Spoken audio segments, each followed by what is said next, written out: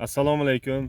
Samarqand viloyati Bulung'ur tumani Isori-O'roqli mahallasi 47-konturida 21 gektar yer maydoniga bir kontur bir mahsulot tamoyili asosida Milliy bank hamkorligida piyoz ekinlari ekilgan. Ushbu loyiha zamonaviy sug'orish jihozlari bilan to'liq jihozlangan. Hozirgi kunda ekin turi ikkinchi oziqlantirish jarayonida.